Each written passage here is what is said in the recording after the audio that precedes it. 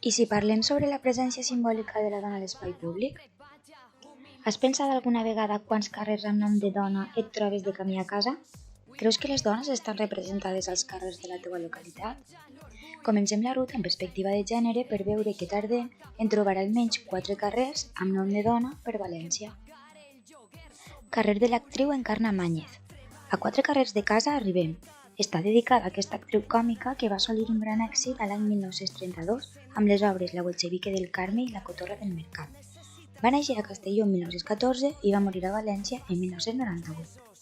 Més avant trobem la plaça de Carola Reig Salvà, molt petita i amagada a 5 minuts de camí a l'estació del Cabanyal. Aquesta dona fou docent, escriptora i catedràtica de llengua i literatura. Va exercir a l'Institut Lluís Vives i va participar en l'Acadèmia de Cultura Valenciana. Hi ha una biblioteca amb el seu nom en Benimaclet i va morir en 1980. Carrer de Manuel Estellés, situat en Poblats Marítims, junt a l'estació del Cabanyal. És un carrer bastant transitat que trobem després de creuar molts carrers d'homes.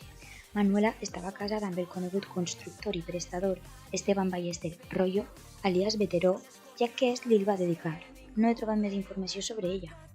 Finalitzem la ruta al carrer d'Amparo Ballester, ja que el mateix senyor Ballester, a més, va voler posar-li a un altre dels carrers immediats i perpendiculars a Blasco Ibáñez el nom de la seva filla Amparo Ballester. És un carrer molt més recòndit per on no sol passar i en aquest cas ha estat molt més complicat identificar aquestes dues dones. La ruta equival a 1,8 quilòmetres i hem tardat 25 minuts. Dels més de 3.000 carrers de València, tan sols hi ha 90 referents a dones, dels quals molts són de verges, santes o sense especificació. I tu, quantes n'has trobat? De segur que coneixes moltes referents que deurien tenir un lloc en l'espai públic.